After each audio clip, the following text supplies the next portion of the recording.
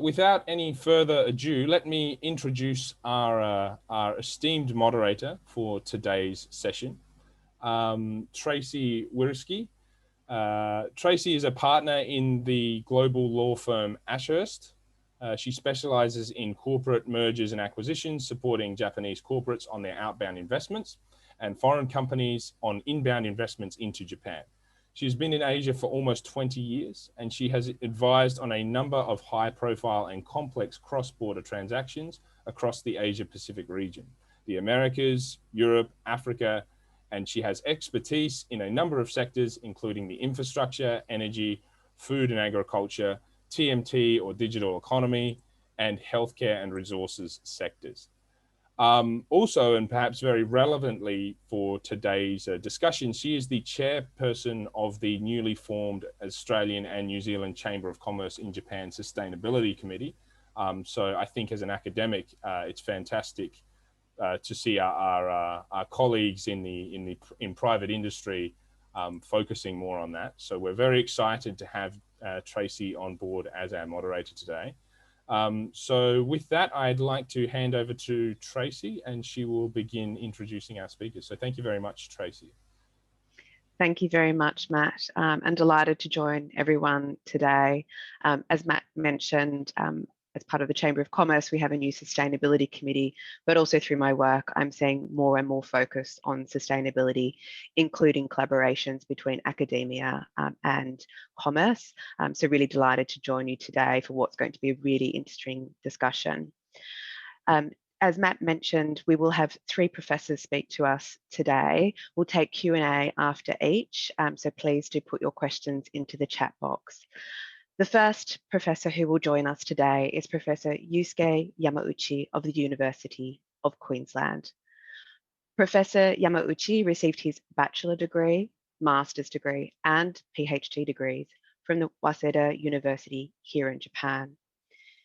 He started his own research group at the National Institute of Materials Science in Japan while supervising nanoscience and nanoengineering PhD students at Waseda University.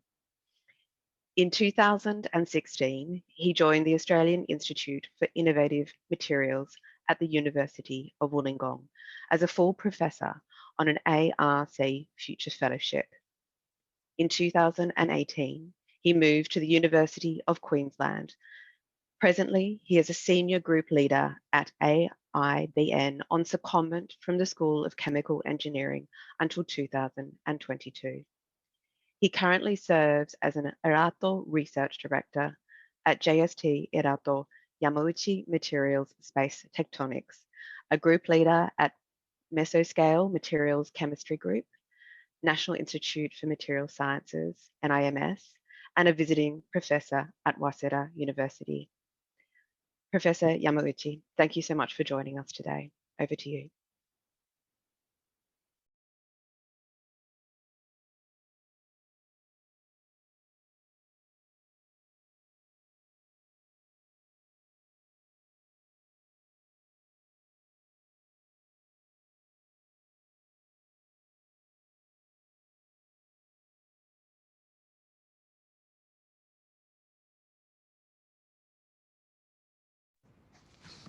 Okay, thank you very much for giving me today chance for presentation, and thank you very much for a nice introduction. And I actually moved to Australia 5 years ago with support of ARC Future Fellow, and after that I moved to Australia, and still actually I have a strong collaboration with Japan, such as National Institute of Material Science, NIMS, and Waseda University. And today I would like to summarize our recent research direction, and also I would like to explain how to collaborate with Japan, and especially Japanese university and the industry. Okay, so let's back to my presentation. So my presentation is material space tectonics, which is main target our group. And okay, So yes, as chair already introduced this thing, JST Erato, this project is hugely supporting the our Japan-Australia Research Alliance now. Historically, this grant JST is giving the basically Japanese who are working inside Japan. But I'm second example who are working outside Japan. First example is Professor Shuji Nakamura. He's still professor America, and then he got this grant when he was young, and then he got the Nobel Prize finally. And then anyway, the main purpose of this grant, JST, is giving the all researcher, Japanese researcher, chance to get the Nobel Prize future. So it's very honor for me to get, and also I'm enjoying the Japan-Australia research now. Okay, so this grant is, the focusing the material space tectonics, and the structure is something like that. And director, I'm here. I'm professor at the University of the Queensland. And below this center director and top management, we have 3 spaces. One is Waseda University, which has 2 groups. And then University of Queensland has a big group here. And then National Institute of Material Science, NIMS, my previous my research working place, also has 3 groups. And under this umbrella, now we are boosting the Japan-Australian research. Okay, so what is tectonics? Firstly, I should mention the meaning of the tectonics. Tectonics generally utilized in earth science. Generally,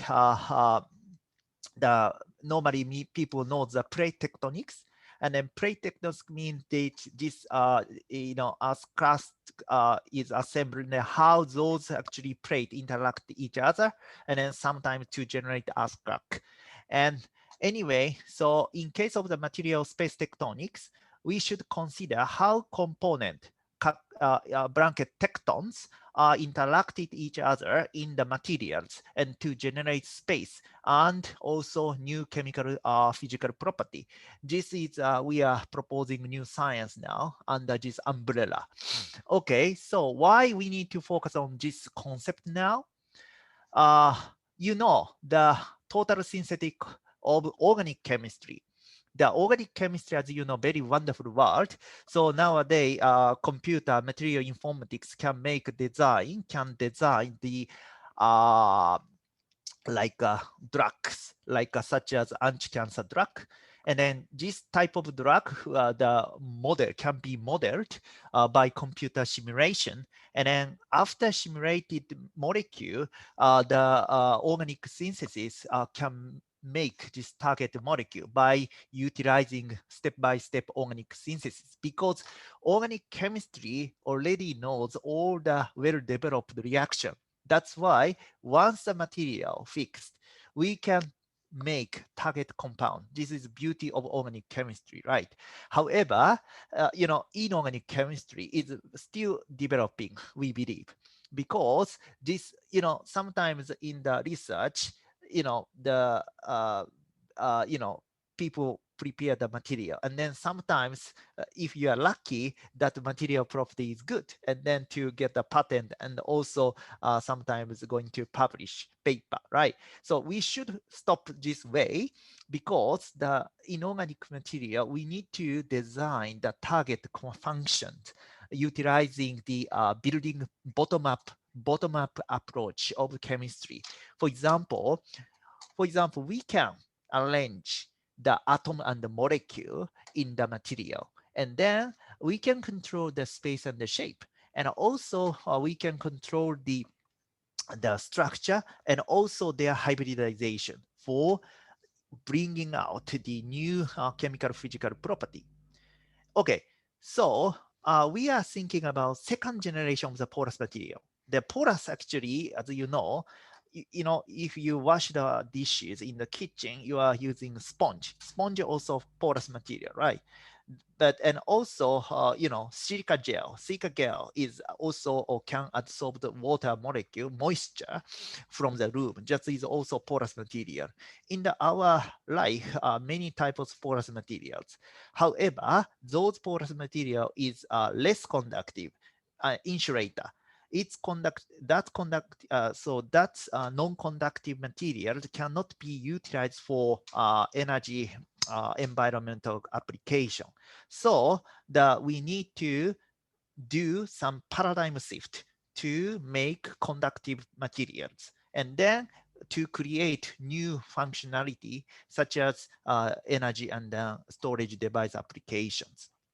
Okay, in our ongoing project, we are making this material, you know, utilizing the building blocks and to make functional material. Okay, so I will skip this very detailed chemistry today, but I just showed that beauty of the, you know, how to make the functional material. Okay, so for example, layered compound, something like that material there, and then we can make porosity interlayer space here. Then we can keep the, you know, kind of Lego inspired material design can be possible. And also, as you like, you know, many types of nanomaterial, many nanomaterial there, right? Those nanomaterial can be hybridized to make another functional hybrid material with which show the different function or something like that. You can imagine the beauty of this inorganic chemistry. Actually, if you can utilize bottom-up chemistry, we don't need to use any, you know, harsh condition, you know, dangerous condition. No need. We just put the all chemical in the beaker. The spontaneously those beautiful material can be prepared in the chemical solution. Anyway, so we are trying to this type of material, okay, to making material. And then what's application? We need to consider the application, right? Because the to start this big JST Erato projects, you know, Rio Tinto Australia-Japan collaboration program, they supported to, you know, to our initial research last 2 years. And this funding, actually, you know, the Australia and Japan actually less chance to have this type of grant, very rare. But this Rio Tinto Foundation is the, you know, kindly the giving us the opportunity to open the door to make a collaboration Japan-Australia, which is very good. And then fortunately, I got this grant before, and then I enjoyed this grant with the University of Tokyo. And that time, of course, my expertise to design inorganic material, and then Tokyo University testing the applications, utilizing my side material. For example, the NOx and then CO2. This is, you know, greenhouse gases in on the Earth. So we should remove out this gas from the Earth, and also we should utilize this gas to make more functional, valuable chemical for industry, right? So that Tokyo University group is tested our material, and then our material successfully can absorb these greenhouse gases to the porous material. And then after that, this gas can be successfully converted to the functional, useful chemical for industry, such as methanol and then ethanol. And then CO2 is very, you know, meaningless. That's why we should convert those CO2 gases to the other useful molecule for industry. So it was very successful, you know, projects. And now under this Erato project, still we are collaborating with Tokyo University, even though this funding finished. We invite some member Tokyo University to this under umbrella, and we are trying to further functional the catalytic system. We are trying to, for example, to generate C2. C2 more difficult, for example, ethanol or C3 propanol, propanol, butanol. You know, these actually C2, C3, C4 are useful chemical, more useful than C1 chemical. So we are trying to develop this new catalyst, this ongoing GST Erato project. But I should mention the, you know, this, the contribution from this grant. Thank you very much. Okay, and another collaboration with Japan, we need to consider the informatics area, because the Japan is strong. You know, Japan has some institute, strong institute, which have supercomputer to predict some materials. Of course, this technique already developed in the pharmacy area. However, we can utilize this technique in inorganic material area. For example, the machine learning can predict rapidly the, you know, target function. Of course, without this you know, computer, we need to take time to optimize function, to find the function. However, utilizing the computer, we can rapidly optimize the composition. So, for example, it's very, you know, maybe this is the easy diagram. It's easy to understand for you to understand this. Binary, for example, binary component, you know, in case of the binary component, it's little easy to find the optimization because the system, binary system. But the ternary, quaternary, you know, more complicated hybrid material system is very tough to find optimization. For example, but you know, utilizing this supercomputer, we can predict that this map, that after just a few experimental, then finally, very small amount of the some material, and then we got the huge potential potential property we found. So this is a very strength of the use of supercomputer. And also under this Erato projects, we are trying to the non-platinum, non-PT catalysts.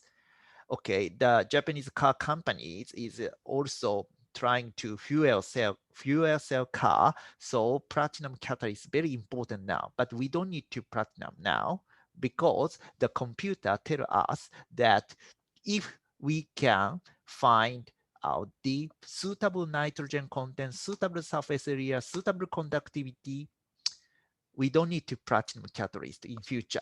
So based on this computer simulation, they actually tell us this type of parameter should be best.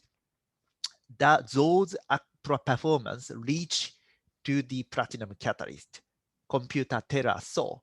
That's why based on those parameter, we designed, because we are material chemist, we could design the material, right, with target function. Then actually our, you know, even you don't need to use platinum, but even you know, the non-platinum catalyst reaching the performance of the platinum, which is very, very good.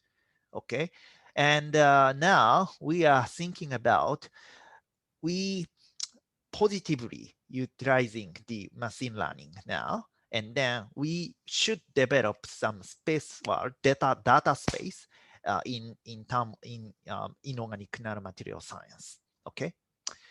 Okay, so anyway, so from the building block and then to make a hybrid structure, and then we are testing some function, and then like this, from the atom and the molecular scale, we need to boost out the, you know, performance. This is our target. Okay, so we have another 5 minutes. Okay, so this tectonics concept, space tectonics concept can be widely applicable to other area, not only material science, but also biology and electrochemistry, physical chemistry, and the data science. And then we should we can contribute to many other research area. And for future world derived by our space technologies concept under Australia, Japan, umbrella, we are proposing that new ecosystem such as hydrogen economy. Now Australian government little, the care this hydrogen economy because the hydrogen is the very good the power source resource to make this eco-friendly system. Okay, so in our Erato JST projects, we are using wasted energy, using those fire plant and also windy and also ground heat energy. We intentionally utilized this wasted energy to make hydrogen using water splitting, because after water decomposition with electricity, we can get huge number of hydrogen. And then those hydrogen, we can keep these hydrogen, and then these hydrogen can be used to work fuel cell. And then fuel cell generated electricity. That's why if I can make very high efficient the water splitting electrode, and then very high efficient the fuel cell electrode, maybe we can support this society. And also in fuel cell car, the fuel cell battery, this combination very important. However, if you look at the secondary battery, after the many cycling, battery is the gone. By for example, in cell phone battery, it's very hard to keep the up couple of years, right? However, we can make the high long life battery, ultra long life storage battery, and then we can support the substantially and then sustainable this hydrogen eco society. Okay, so this kind of last 5 years, after joining Australia, I collaborate with still Japanese industry and then company, and also sometimes university student visited the Japanese company and to study. And this type of contribution was highlighted in Nature Journal. I very happy to see this highlight. And also ARC, Australian Research Council, ARC also very recently highlighted again my contribution to boost the Australia-Japan Research Alliance. And very recently, Australian government also give us another seed funding. That is also Australia-Japan research, but this grant encourage us to exchange students more for learning more. And unfortunately now Australia side and Japan side, the close entry. However, the every quarter we are having the discussion via Zoom webinar by Zoom, and then the Australia side, the Japanese ambassador also visited our school and then to discuss already. But we are now thinking about more opportunities to further boost. Okay, and then in Australia, Japanese professor is very rare, right? In UQ, only 2 Japanese professor. I'm one Japanese professor. The another Japanese professor is Kazu, the Nogita sensei. He is a second, another Japanese professor, and he also the very active to work, this type of thing. And his case, he actually stayed in Australia a very long time, and he invited the Nihon Speria and Speria, then to make some joint center, UQ Nihon Speria Joint Center in UQ, and he also very contributed to this Japan-Australia Research Alliance as well. And also, I also little started to, the care, the Colombo plan, because the Colombo plan is focusing on the education, and also supported by Australian government. And actually this Kaz already got the Colombo plan before, and still maybe he has maybe this plan for education purpose, and with Kyushu University, because he graduated the Kyushu University. And this Colombo plan also very good opportunity to encourage exchange, and student exchange, and also postdoctoral fellow exchange, I think. Anyway, okay, so I should close. Okay, so thank you very much. And also, I would like to thank the many members in UQ. And also, this photo is very old, 2 years ago, but I can't travel now to Japan. But anyway, many thanks to our group member. Thank you very much. Thank you very much for your kind attention. Thank you very much. Thank you, Professor Yamauchi, for your incredible contribution to collaboration between our respective countries, Australia and Japan.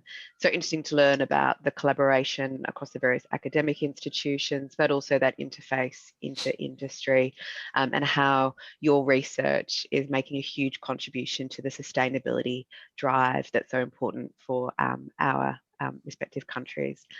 Now, there's a number of questions here for you. The first focuses on, the need, obviously, for funding for this very important research. And the question is that you mentioned that you are one of 2 JST grant recipients who are based outside Japan. And the question would like to ask you, what are the challenges in receiving a JST grant in that situation, being offshore? And do you think there are any effective ways to increase the number of global JST researchers? At the moment, the first part is little, I'm also struggling now. However,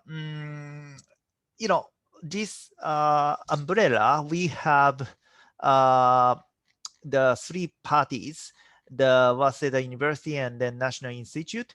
And then those institutes also have a director, the sub-director, they who can manage their team. But I'm director, that's why I should overview everything. But the head of each party, they are operating now very well, even I'm offshore. So then another question, sorry, mic off. Thank you. The next question is on commercialization of your research. So the question is, are you considering commercializing or scaling of your CO2 scrubbing research?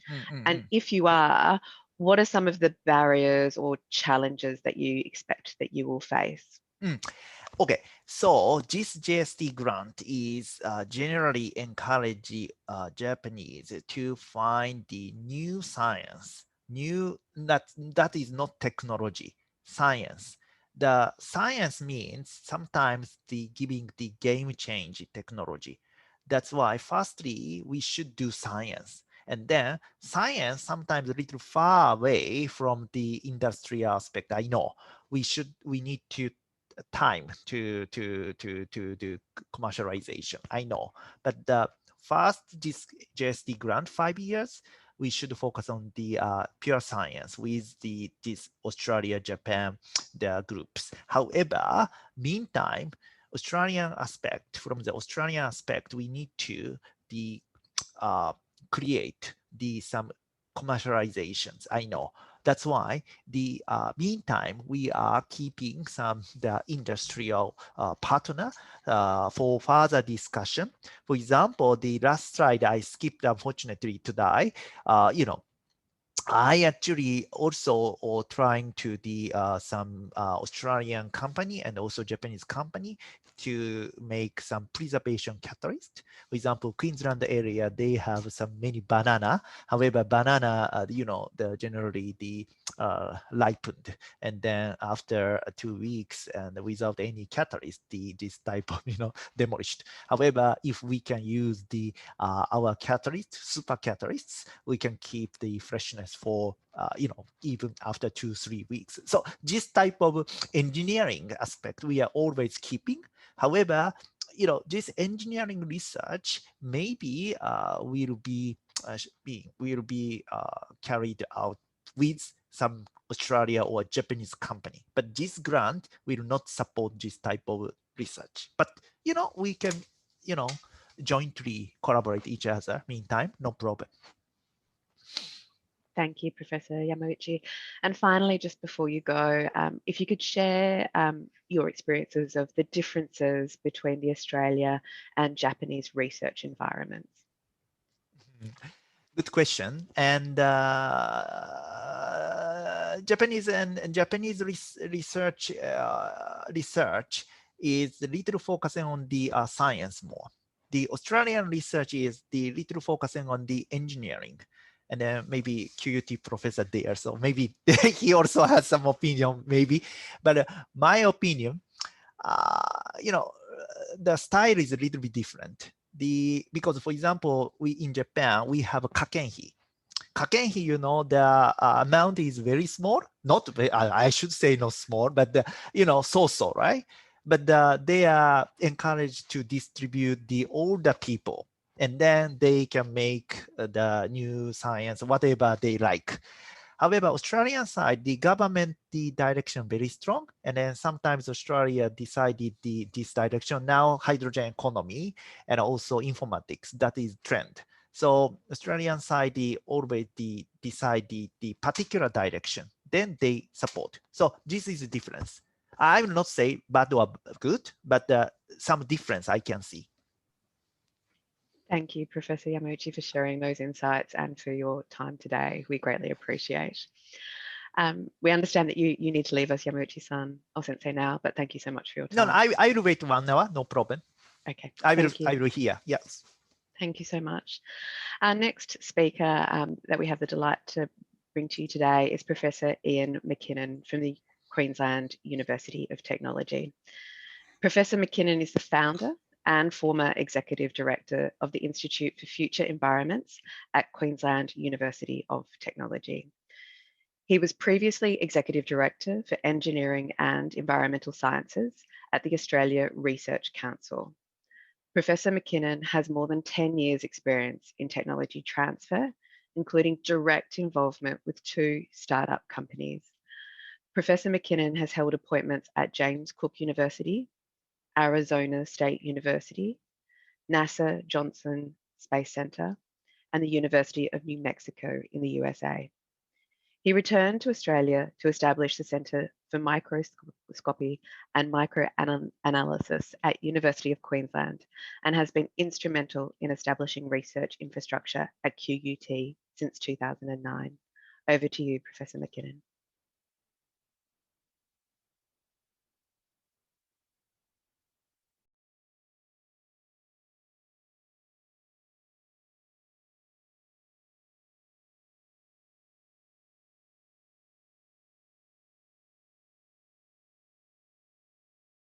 Yeah, so I'm looking for the screen chat. My apologies, 1 moment. Here we are. So thank you very much, Tracy, for your introduction. And I'll be taking a slightly different approach in the sense that this is a bit more focused on fundamental changes that are going on in the global industry, the energy industry in particular, having impacts across many economies, mostly seen in the Northern Hemisphere, but also now very much gaining momentum in Australia. And it's about developing and providing sustainable energy that's persistent for economies, whether it be Queensland or Australia or Japan. Let's actually give a bit of an idea of my background, and like Professor Yamauchi, I'm originally trained in chemistry and in geology, and did a higher degree in crystallography, mineralogy. So I'm fundamentally a material scientist, but my interests are not only in the fundamental science, but also translating that science into practice. Outcomes, outputs are one thing, but getting outcomes is another. And those outcomes usually mean that you have to engage with many people and collaborate with people from many different walks of life, including people who have significant experience in the corporate world, as well as in that technology transfer world. One of the reasons that my background is of interest in this area is because, as Professor Yamauchi mentioned and showed quite well, is that structure defines function. And so whether you're looking to transfer electrons or ions or not transfer electrons or ions, such as in batteries, catalysts, etc., fundamentally one needs to understand how materials operate at atomic scale, quantum mechanics, for example, and then further through to the macro scale. My core interests have been clays, zeolites, borides, many types of intermetallic materials, but a long-term interest has been in the world of superconductivity, and most of those that you see here on the right-hand side are ones that we've spent time on. And the reason for that is because not only is there a fundamental theoretical challenge that sits in there, but also a practical application. But ultimately, we believe that the energy transition, where we can be much more efficient and much more effective, will come about by massive introduction of superconductors into the energy industry. And that's occurring and will continue to occur for the next many years. In the area of clays and zeolites, these are areas where we've developed new zeolites, for example, to help with wastewater treatment, removing ammonia from wastewater, for example. But my main focus right now is in energy generation, storage and distribution. Our current research at the moment is focusing on the systems, in a sense, using our understanding of processes and systems, as well as materials themselves, and how those materials can be converted into products to deliver pilot plants. And at QUT, we have probably in the order of a dozen commercial scale or pre-commercial scale pilot plants in a wide range of areas, ranging from water treatment through to energy applications. And this is one example that I can give you. The point there is that these are mostly taking you from a TRL 1 to 3, which is traditional bench scale activities in research and science, through to TRLs 6, 7, 8, 9, which is the area where commercial players begin to show, or where you can show systems compatibility, implementation, and it becomes a product that is useful to our community. Sometimes it's not necessarily a profitable product, but it's still a viable thing for example, improving our environment.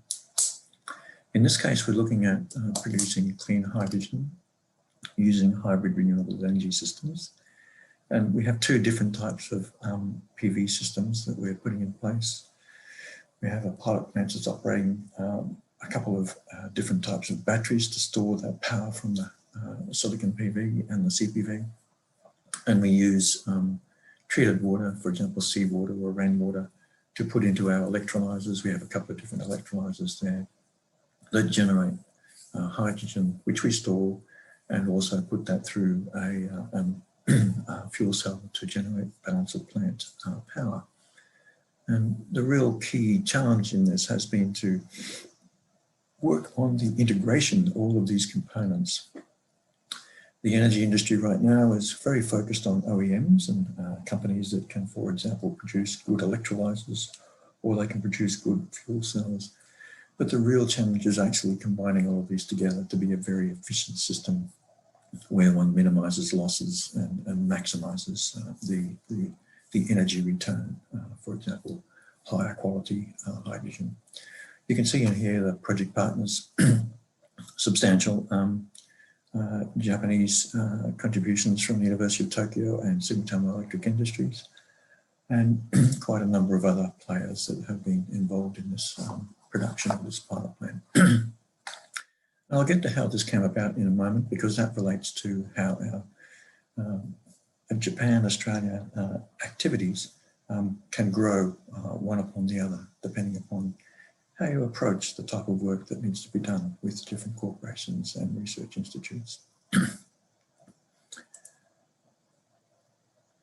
And part of that's about how we have started our collaborations and where they came from. I myself have had a long engagement with R&D in Japan, and initially through simply purchasing very high quality instruments that are produced in Japan. As many know, the country is an exceptionally engineering community. Many good corporations in Japan have systems capability, as well as very high quality scientific instrumentation. And I spent many years visiting Japan, buying instruments for that purpose. Also had a lot of early work undertaken there with other companies, facilitated through Austrade's activities in Tokyo to develop automated systems to synthesize high temperature superconductors, as well as other environmental R&D and catalysis, etc. More recently, our activities in Japan have revolved around a number of activities related to sustainability, renewable energy, and introducing products from Japan into Australia. And sometimes this requires taking a bit of a risk in terms of understanding standards and the difference in standards between, for example, power engineering standards between Japan and Australia. They aren't exactly the same, and they don't always follow international standards in either country. But that's one of the reasons for looking at bringing technologies that are high quality from other countries into the country, and also vice versa, taking quality technologies from Australia into Japan. This began, our most recent engagements began with Sumitomo Electric wanting to put a concentrated photovoltaic array in place in the Southern Hemisphere, and Australia was a pretty good target for them. They'd already spent quite a bit of time in Morocco, and so knew how to do this in the Northern Hemisphere. And you can see here on the right-hand side, this middle picture is the size and the type of photovoltaic array that we put in place at one of our sites in Brisbane. They went around Australia looking for universities to do this with, and we put our hand up after they had not quite a lot of success with other universities. So we can have a go at that, and so put that in place. We jointly funded the exercise, and as a result, we developed a very strong understanding of how a Japanese engineering firm undertakes their work, and the way that we have to work with contractors and different people in the Australian community. Our engineering practices are a little bit different to what occurs in Japan, although the desire for precision and quality remains the same. We put that in place, and you can see, I think in the photo there on the right, the managing director of the time for Sumitomo Electric, Dr. Ito, and our Vice Chancellor celebrating the installation of that. We also had a visit to Miyazaki in southern part of Japan through our colleagues in Sumitomo. And on that visit, we met a very important person, Professor Sukiyama. Sukiyama Sensei is a very well-known chemical engineer and electrical power engineer also, both skills at the University of Tokyo. And through that meeting, we then began to understand that there was a lot of activity in Japan in renewable energy, a lot of technology that was very viable and useful in Australia. And it also gave us quite a good introduction to other companies within the Osaka and the Tokyo area, with whom we could start conversations about where we would take the skill sets from Japan and or Australia and meet together in collaborations that would be beneficial. At the same time, of course, we were already having good quality relationships with NIMS, Tsukuba. In fact, we have one of our laureate fellows is actually from Tsukuba, and he's at QUT now helping us install the most recent. In fact, we obtained an ARC grant recently to install a very modern atomic scale high resolution transmission electron microscope, something that I had a lot of history in and purchased many of those instruments from Japan in the past. That'll be installed actually and finished by the end of this year, so you'll be seeing some very interesting high quality picometer resolution instrumentation at QUT in the near future. Through our relationships with Sumitomo Electric and Sugiyama Sensei, we then went and got engaged in quite a number of Australia-Japan workshops where they were either hosted by Trade Investment Queensland, also by Japanese consortia, as well as by some of our colleagues within the institutes in the University of Tokyo and Ashurst. And through those workshops, particularly those ones that were industry focused, we learnt that there was very clear interest in developing a capacity to generate hydrogen in Australia. We'd already known about the Kawasaki attempts and developments, and the plans, in fact, that are now well and truly underway to take brown coal from Victoria and convert that into hydrogen. But there were quite a number of other companies in Japan at that time. This was only a few years back, maybe 4 years at the longest, that said, yes, that's good, but we'd like to have green hydrogen. And as a result of that, people around the world know what Australia has, two great advantages. One of them is lots of sunshine, and the other one is a lot of land. Now, it's not all that easy, it's not that simple, but we certainly have those resources, and we have a strong community that's equally as interested in sustainability in Australia as you have in Japan. As a result of that, we became very familiar with Japan's interest in hydrogen and hydrogen as an economy for their country and exporting it to the country. And we began to develop plans and proposals and workshops for putting forward R&D practices that eventually led to, for example, the ARENA project I mentioned earlier about developing hydrogen through a renewable energy system that was productive and capable of doing this. In effect, what we believe ultimately, our next stage of this pipeline will be aimed at proving that we can operate renewable energy systems essentially at baseload level 24/7 for 365 days a year.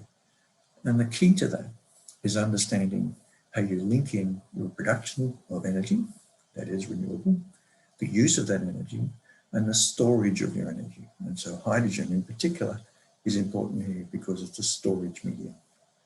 Just like methane is. Methane is stored, but at the moment we obtain it predominantly from fossil fuel sources. And the difference here is that we would be using hydrogen produced by renewable energy sources as a storage medium. And that allows you then to balance your power requirements and your utilization. And so that was one project that came forward. Many others came as well.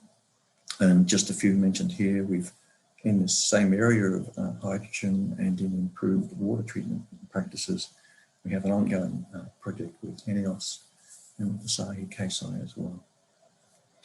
More importantly, what we've had, except for COVID, pre-COVID, we had many visits between Japan and Australia, between the researchers, the university leaders, and our politicians.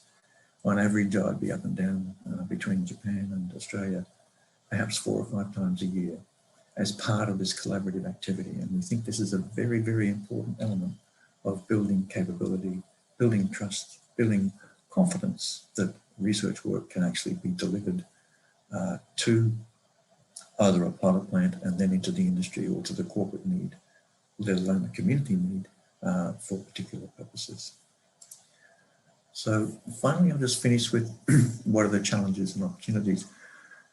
Many people might think that communications is perhaps a challenge. I actually don't think so. It has been a little bit more of a challenge with COVID-19, adding quite a bit of complexity to how we go about things. But most importantly, and I think members at all levels of the society in Australia and in Japan have a good, strong understanding and respect of each other. And in fact, our systems are more similar than they are different. It takes a little while to understand that, but I do believe that there's a very strong common philosophical underpinning to the way that our systems work in Australia and in Japan. And you can see that in many of the trading activities that we have between the two countries. There's as I mentioned, there's a strong sustainability ethos. We have excellent R&D communities, both in Australia and in Japan. In fact, outstanding.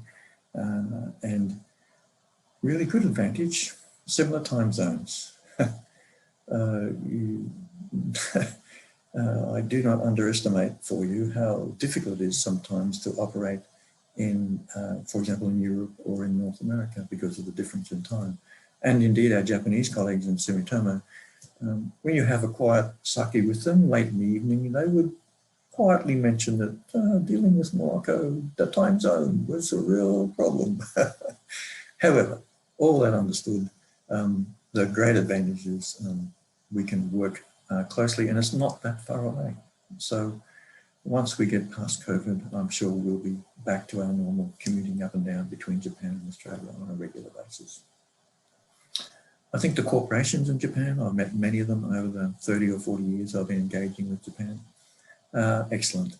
They all have their own specific cultures, as we do in Australia, but they're very much approachable. The capacity in many of the companies in Japan, I think, is phenomenal, and the ability to then, if you can engage with these corporations in their either in their development phase or that early stage research, I think it engenders great opportunity for Australian researchers.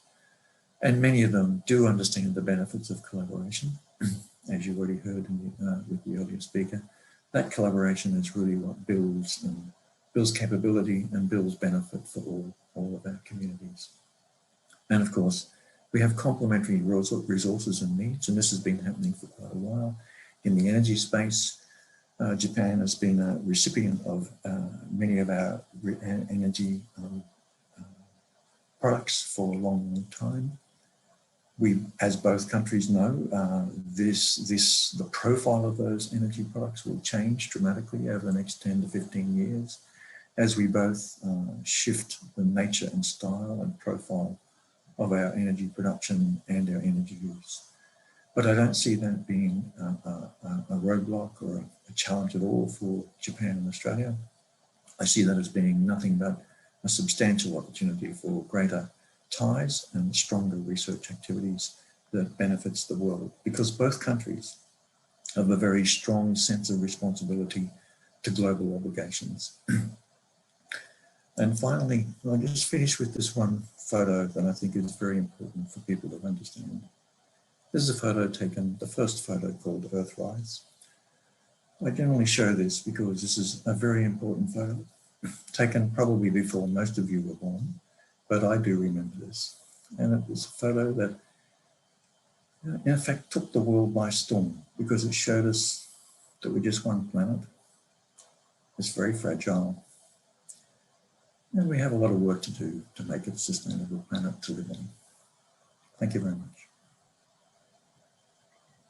Professor Mackinnon, thank you for sharing so many insights into how, through energy, and particularly green energy, we can help to make our blue planet more sustainable. That's been a very interesting journey through your collaborations with University of Tokyo, but also with the corporate world, and seeing how, you know, linkages with Professor Sugiyama have helped you into that corporate world, and the commercialization of your important research.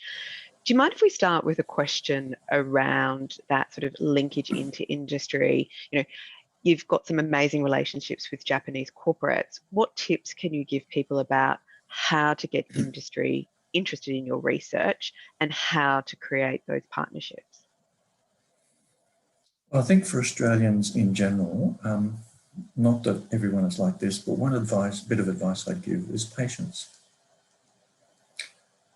It does take time to build relationships, particularly if you haven't previously got relationships in that country. And even though, for example, I'm still well known within the Japanese electron microscope company called JOL, even though I haven't been visiting their headquarters for perhaps the last 15 years. But we retain communications. And so part of it is about good quality patient communications across the ethos.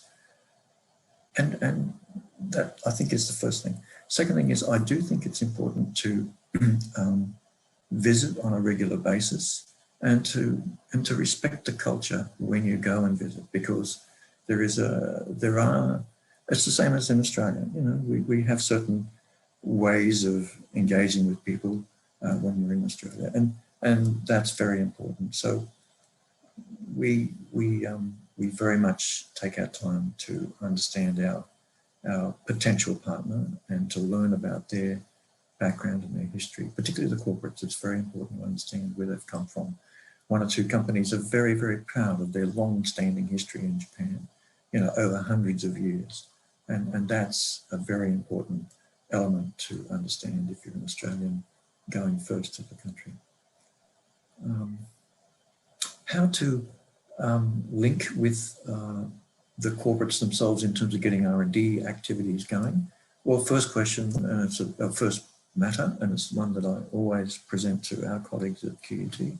Listen, what's the problem that is uppermost in the mind of a corporate? You do this whatever country you're in, because if you want to do R&D with them, it's not your solution that you provide them, it's what's the problem that those companies have.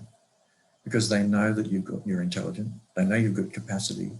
It's a matter of then, well, how can you find the problem that you might best be able to solve for them, rather than taking the other way around.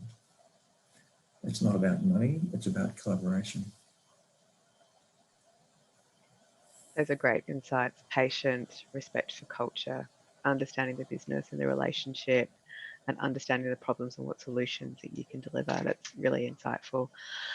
We have a more technical question, if you don't mind. You've mentioned around the focus on green hydrogen, and I'm seeing that across my business interactions and investments that I'm seeing from here as well. It's a very common theme here in Japan. As Australia does have a lot of sunshine but doesn't have a lot of water, will that focus on green hydrogen put pressure on that scarce resource, or will there be solutions around grey water, seawater, or other recycled sources?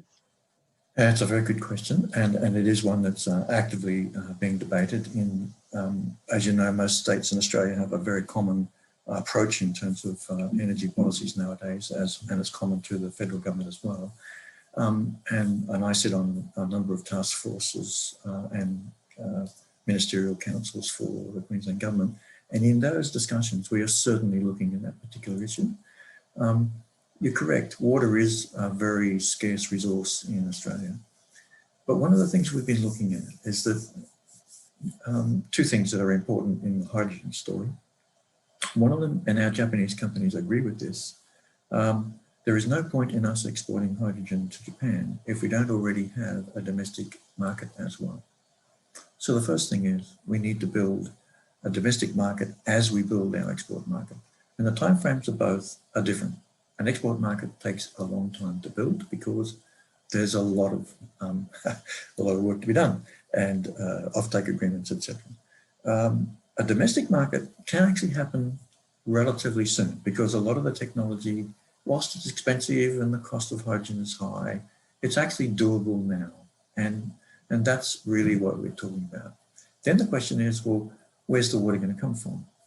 So we've done a number of studies on this, and at a domestic level, there are quite a number of good sources of non-potable water, that is not drinking water, that can be used at a scale that does not deplete our standard surface water capabilities. And one example that we've used and is now starting to be implemented both in Victoria and in Queensland, and I'm pretty sure also in New South Wales, and certainly being looked at in Western Australia, is to use wastewater treatment plants as a source of recyclable water that can then go into an electrolyser to generate green hydrogen. So that's one short answer to a slightly more complex problem, but that's a way to look at it. That's really interesting to hear. Thank you for sharing that. We have one more technical question, if you don't mind. You mentioned about the challenges of integrating complex hardware in producing functional and useful systems. And this member of the audience would like you to describe some examples of the types of technical challenges that you faced in that area. Well, okay, at a high level, a very simple one is that sometimes the voltage that one product works at is not the same as the voltage of another. And I'm not an electrical engineer by any means, but I can see that that's a problem. First one. Second one is that we waste a lot of, it's the old Edison-Tesla debate. We do waste a lot of energy by going through DC production and AC conversion. And that is one of our active areas of research, not only ours, but a number of other, Griffith University are doing this as well, and a couple of other places around Australia, because there are places within a renewable energy network or a system where DC-DC conversion is very effective and will reduce your losses by a substantial amount. So this is about the efficiency of the overall system. Those are two very simple ones. And thirdly, there is a bit of a challenge with the industry itself. We've been slowed down with some of our work because of COVID, because many of our items are manufactured overseas. We would love to see companies, for example, Japanese companies with their own intellectual property, bringing assembly capability to Japan, to Australia, because that would reduce that, minimize that sovereign risk for both countries. Because if you can't, if you've got COVID, you can't even get the product out of your country to another country. So it's a substantial issue for the globe that we've seen over the past 12 months. And those sort of challenges are ones that I think our renewable energy industry will have to face very soon and very rapidly. Thank you, Professor Mackinnon. Those supply chain channels are affecting a number of industries around the world, and I do think we will see that creating more opportunities for collaboration and investment between our respective countries. That's right. We have so many more questions, Professor Mackinnon, but we are limited on time. Sure. So thank you very much for your time today and those insights. The next professor I would like to introduce is Professor Kazuyo Matsubae from Tohoku University. Professor Matsubae earned her PhD in economics at Waseda University. She specialises in the analysis of a sustainable material cycle, and she has used the input-output model-based material flow analysis in several case studies of agricultural nutrients and critical metals. Her current interest is the identification of supply chain risks from a life cycle perspective. She started her professional career at the Department of Meteorology, Tohoku University, and spent a year as a visiting associate professor at the Sustainable Minerals Institute at the University of Queensland. She is a board member of several professional associations in her field and is an expert advisor to the Ministry of Economy, Trade and Industry here in Japan. Professor Matsubae, thank you so much for joining us today.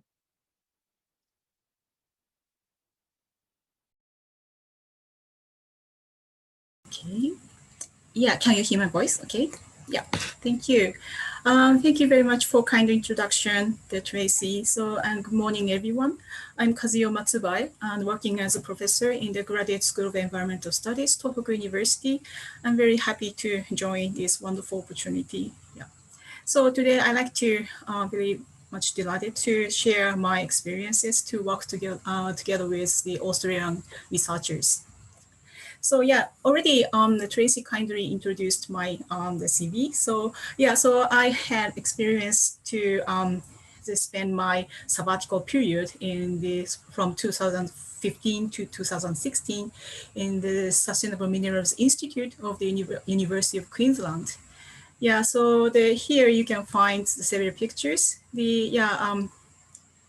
Yes, this is a little pointer.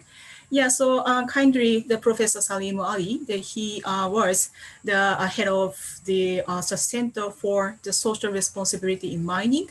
Yeah, so that I stayed there for 10 months there. And so great opportunity here to work together with Professor Salim Ali and Dr. Glenn Calder and Dr. Alton Godef. You can find these pictures. Yeah, so currently I'm working as a professor in the Tohoku University. And very fortunately, I have the Australian colleague. Currently, he is working as an associate professor in Kyoto University. Unfortunately, he moved to Kyoto University, but still we are connecting. Yeah, so this is not all, but more than half are my group. Yeah, so fortunately I have a lot of international students. Yeah, especially came from the Asian region, including Indonesia, the Philippines, China, and you can find the Bangladesh guy. And I have one female students from Cameroon. Yeah. Okay, so and also I have the several administrative works, boring, but so I cannot avoid to be involved. And also I have several academic contribution jobs. I'm doing the board member of the International Society for Industry Ecology. And also I'm serving as the editorial board for the journal Resources. And also I'm working as the editorial board in Mineral Choices. This is not the journal, but the kind of the web-based community, networking community. And also I'm working as the primary investigator job in this is our universities, the platform, but I'm leading the transdisciplinary research initiative for Plastic Smart that we called TU TRIPS, Tohoku University's Transdisciplinary Research Initiative for Plastic Smart. So if you have anything fun for doing the plastic smart issue, so please let me know. And also I'm doing the working group leader of the mineral and energy resources for the sustainable societies. This is not the Japan and Australia networking group, but the Japan and Germany are networking and group, the Universities Alliance. Yeah, so I'm doing the working group leader for this. And very fortunately, I invited as the sub-leader of this group and the Professor Benjamin Mackinnon, who is working in Kyoto University, Australian professor. And we are working together with this group. And sorry, this time I like to share my experiences. They're not focusing on the specific one research, but I'd like to share the several experiences to work together with the Australian researchers. Yeah, so in 2014 and 2018, I organized the workshop on the resource logistics. I'm very much interested in mineral extraction and its environmental impact. Yeah, so the Austrian group have a lot of wonderful researchers. Yeah, so these two, the workshop, I invited several Australian researchers, and they kindly gave the very great insight for thinking about the resource extraction and its magnitude for the environment. And so the Professor Glenn Calder here and Dr. Gabby Mudd, who was the associate professor in the Monash University at that time, but he's currently working in the RMIT University. And also in 2018 workshop, we invited the Professor Damien Gilco to working in the UTS. And so Tohoku University have several international collaborative educational program. So under this program, we sent the 3 students in my group who took their international internship at the University of Queensland. Yeah, so they already got, not already, but he already got a degree and working in the University of Tokyo currently as the assistant professor, postdoc researcher. And these 2 students, she is the students from the Cameroon. And so she spent the few months under supervision of Dr. Anthony Hallock, the University of Queensland. And he is the Indonesian PhD student. Unfortunately, he couldn't spend the University of Queensland because of COVID. Yeah, but very fortunately, I will explain later. But he completed his research work to publish with the work together with the Dr. Glenn Calder, the University of Queensland. Okay, so I like to explain the few of our collaborative works with the researchers in Australia or the Australian researchers working in Japan. So this is the one project related with the phosphorus flows in our society. Phosphorus, that this is very important and indispensable nutrient for society.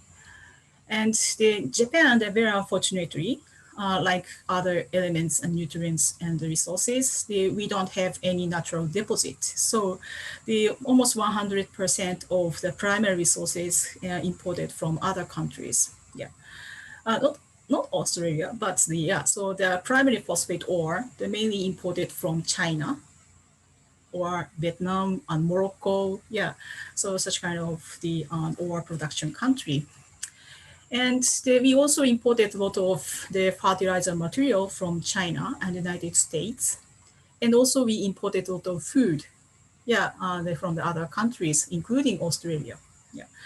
So we investigated the phosphorus flow in the imported and produced commodities and described this figure. Yeah.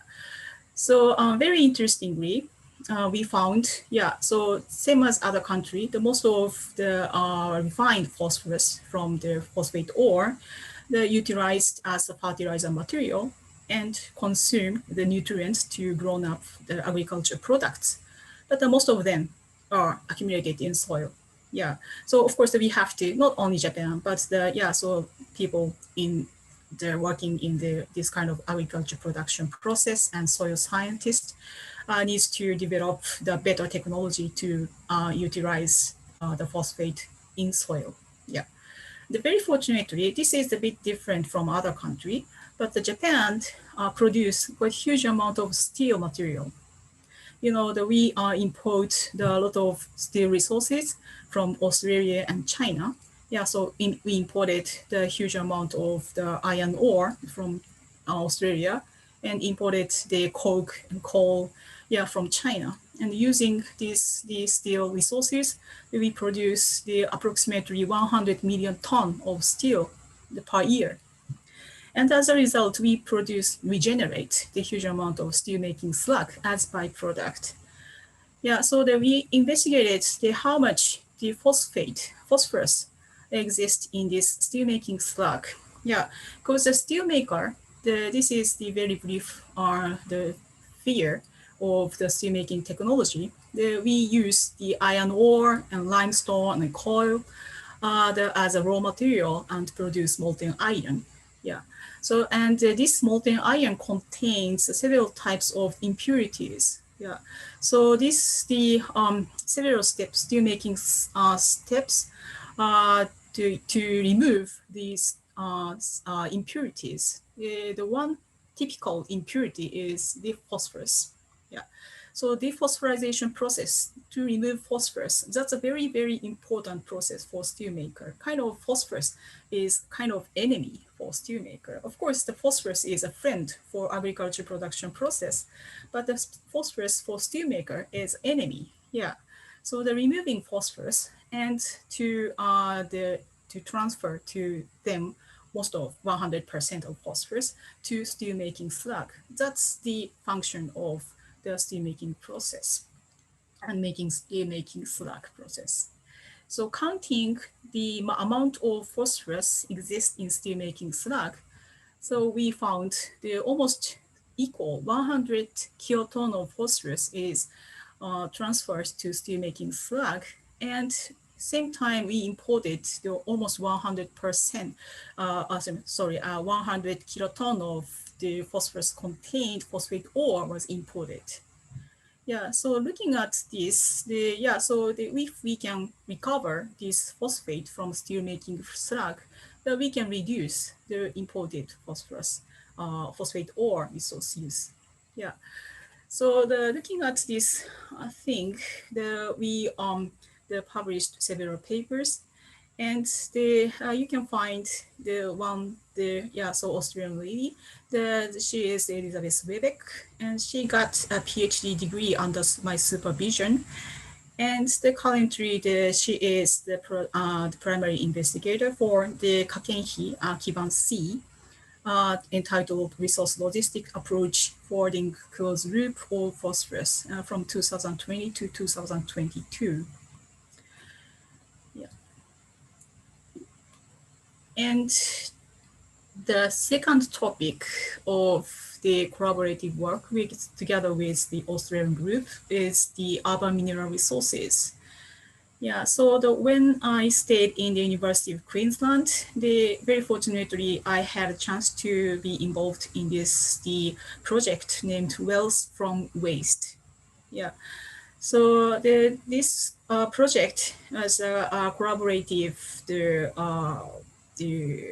project among the University of Technology Sydney and Monash University and University of Queensland, Swinburne University of Technology, and Yale University from the United States. Yeah. So the Professor Glenn Calder and Damian Gilco and the Gavin Mott are the member of this project. And we focused on the waste electric small appliances, and how we discussed how we should handle this kind of small electric appliances generated in Australian society, and how we should recover the precious metals and valuable resources from this waste stream. Yeah, so very fortunately we could have the one publication in Journal of Cleaner Production. The leading author was the Altem Golef. Yeah, so this kind of the urban mineral resources, the utilization is of course it's very important topic in Japan. Yeah, so there's still our collaborative works doesn't have more after their publication in the Journal of Cleaner Production, but still we are discussing and communicating with the Australian group about this kind of urban mining topic. And the third topic is the island economy and environment. Yeah. So as I said, I'm very interested in the sustainable phosphorus resource management. Yeah. So in this context, the Nauru, it's not Australia, but a very small island, not close, but so in the Pacific Ocean. So the Nauru, we focused on this small island. Yeah. So some of you might know the Nauru is have the very, the very sad story about the resource curse.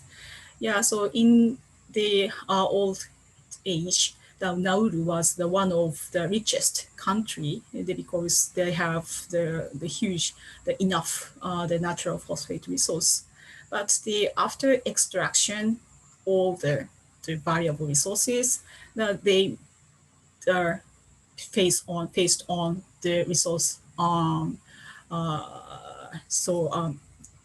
they cannot extract more the phosphate rock, and they became one of the poorest the country right now. So they're focusing this story. We published one paper in the Amubio with the Professor Salim Ali. Yeah, so the Nauru is this currently they don't have enough phosphate resources, but still they have that they call the secondary phosphate resource. Yeah, like this kind of the pinnacle. And the Nauru government are aiming to utilize this secondary phosphate resource to gain the financial they aim to the financial gain. So our view if we can utilize this secondary phosphate ore, what kind of the benefit and what kind of cost happened there.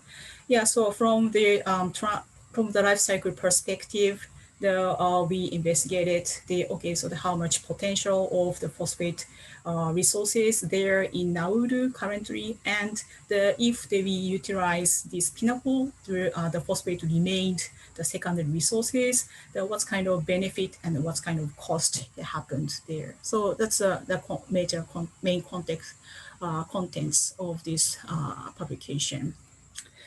Yeah, so and the another publication about the island economy and environment, this was just published in Resources.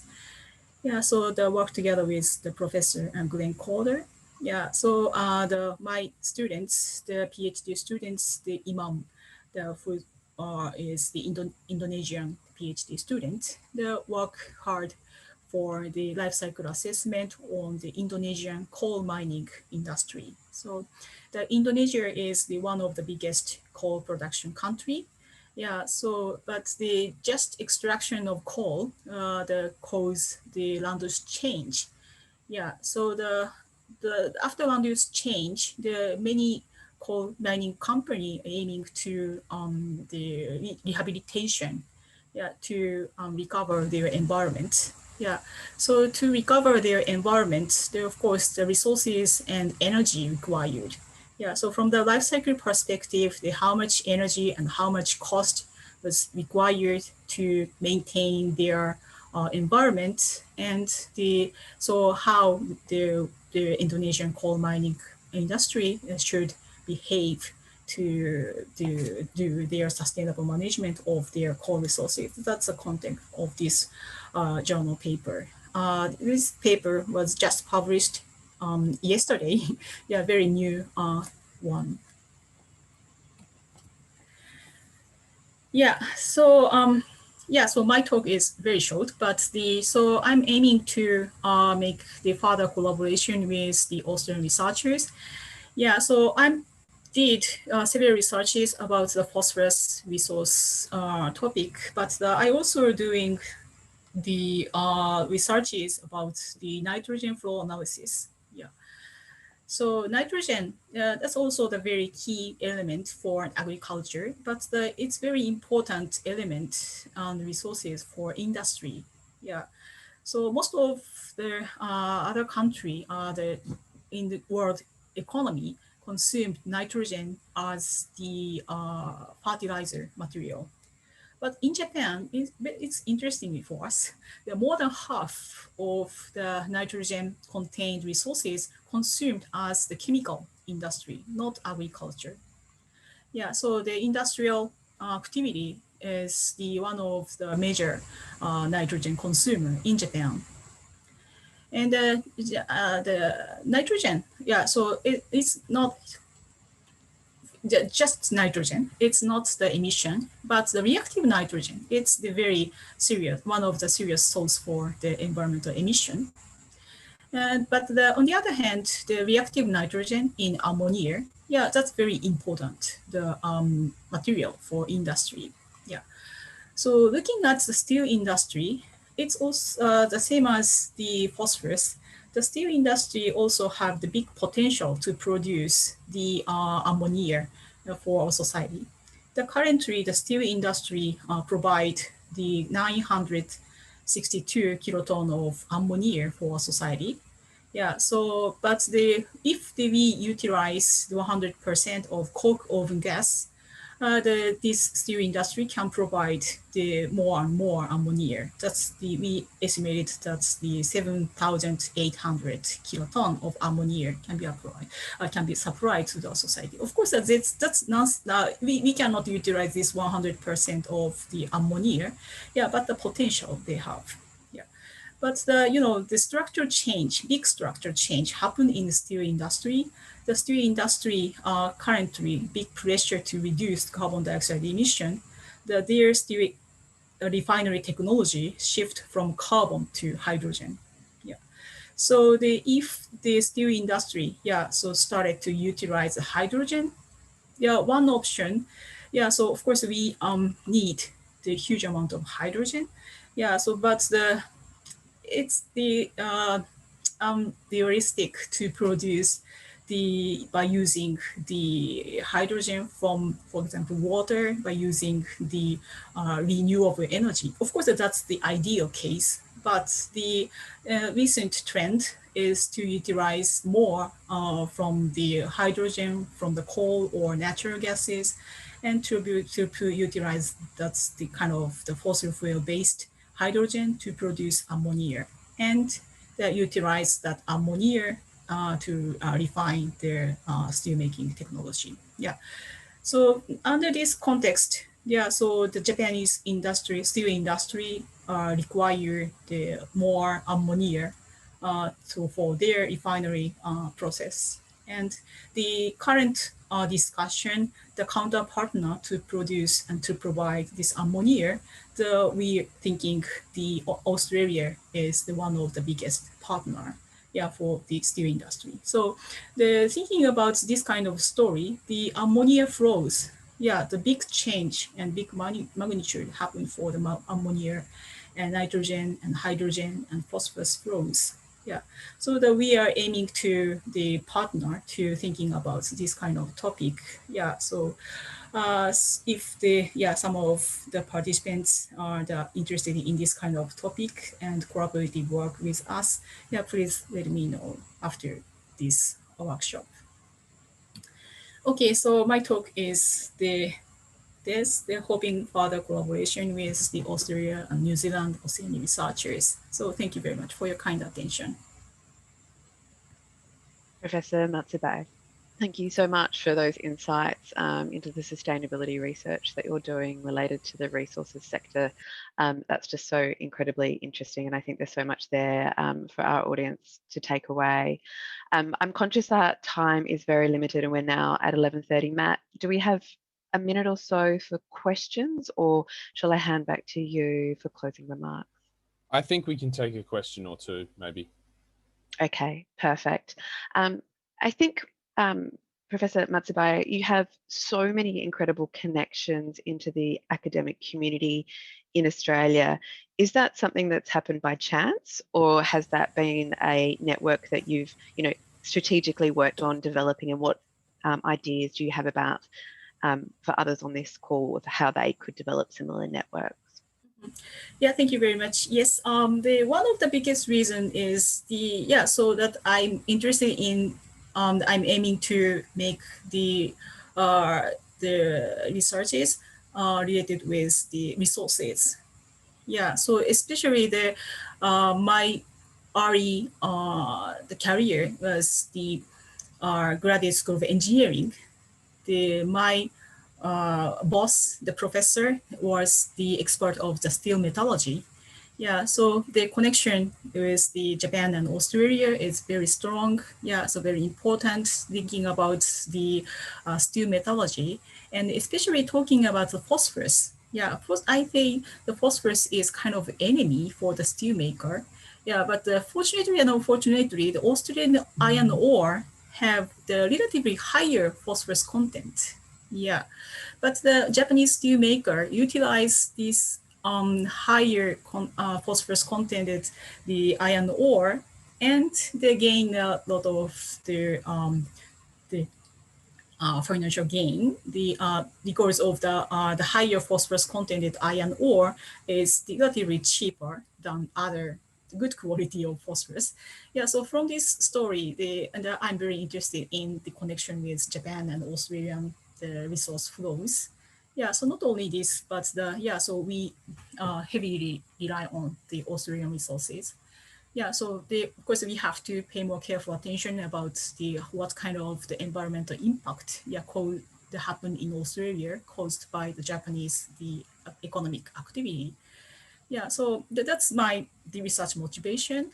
Yeah, but very fortunately, this kind of my idea and the attitude that's supported by the Australian researchers who are working in Japan, like the Benjamin Mackinnon and the Elizabeth Webeck. Yeah, and I found the Andrew Chapman here. Yeah, so this kind of the Japan and Australian researchers network, of course, that helps me to thinking more about this kind of topic. Thank you so much, Professor Matsubae. We now have a more technical question. In your analysis of phosphorus flow, specifically around phosphorus waste in steel production, do you consider factors like energy required to recover that phosphorus? And are there other important external factors which might make phosphorus recycling like this difficult? Sure. Yeah, so thinking about the carbon dioxide emission and cost. Yeah, so it's always a big challenge for the forwarding the recycling activity. Yeah, so the under current market condition, of course, the recycling is very difficult, impossible. Yeah, but we have to do and we have to move forward.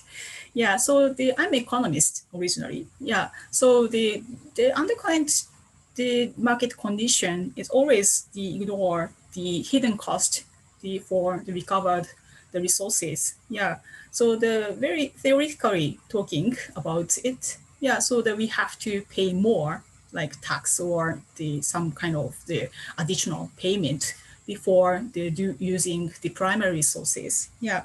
So from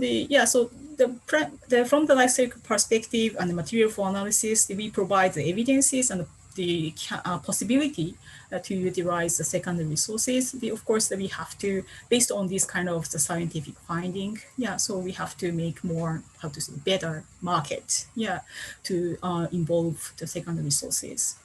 Yeah, that's my view. Thank you. And conscious of time, a final question, if you don't mind. We see that you've been an advisor to METI. We'd be keen to hear from you. Do you think it's important for researchers in Japan to engage with government? Mm-hmm. And if so, what's the best way to do that, and what sort of challenges and difficulties should people be aware of? Yes, yeah. Yeah, I'm serving as the advisor and the researcher in the next or the the Ministry of the Environment. Yeah, but yeah, sometimes we can find the good government officer, yeah, to understand what the researchers and experts provide as their from their academic expertise field. Yeah, but there happen such the kind of the conflict. Yeah, so the government already have some decision and direction, and so the researchers and professors say something, but we ignore that, and we already decided this direction. So those kind of things always happen. But sometimes so I think that we should give up to provide the research, the insight to the public, the government officers. But so I'm thinking that it's kind of the responsibility as for professional researchers, to keep on the providing our message to the government to improve the society. There is big challenges and difficulties there, but it's so very, how to say, the ordinary and boring opinion, but the education, that's one of the most important, the only one solution to thinking about that. Thank you so much, Professor Matsubae. We're at time now, so I just want to say a quick thank you to each of the guest professors today. Those examples that you've shared around collaboration are so inspiring. You are making such an incredible contribution to sustainability. Thank you for your insights around the challenges, be they grants, government policy, COVID. But thank you also for sharing insights into those opportunities as well about future research, education, trade and investment. Some really powerful stories there. I'll hand over now to Professor Matthew Richardson for his closing remarks. Thank you very much, Tracy. I'd just like to echo Tracy's appreciation of our three speakers today who have generously volunteered their time to share their research and provide an overall picture, I think, of the Australia-Japan collaborative environment in sustainable sustainability and green technology. I'd also like to thank Tracy for volunteering her time. I understand it might have seemed a bit daunting for someone in the legal field to come in and moderate a discussion between academics, but I think Tracy has done a fantastic job, and I think that bodes very well for the future of the ANZ CCJ Sustainability Committee. I'd also like to thank our partners who have assisted us in promoting this event, so the Embassy, the Chamber of Commerce, and various other organisations who have helped us get the word out about this webinar. And also to the Australia-Japan Foundation, who have provided grant funding for us to hold this webinar and similar events. And finally, thank you to all of our audience members for attending the webinar today. I hope you found the discussion to be insightful. Before we finish up, there's a couple more housekeeping things I would like to address. If you don't mind, we would sincerely appreciate your feedback on today's webinar. If you have time, please complete the survey. You can see the link and QR code here on the screen. I will also paste those in the chat. Also, if you are interested in joining the ANZOR Japan network, membership is open to researchers and academics in either Australia or Japan or New Zealand and other Oceania countries. Please use the registration form that the URL that you see on your screen here to register, and we will add you to our mailing list. Also, if you're interested in learning more about ANZOR Japan's activities and our events, what we're doing, feel free to follow us on social media. So there's a couple of social media links here that you can use. I'll paste those in the chat as well. Thank you very much for attending today. We sincerely appreciate your time, and we hope to see you again at future events.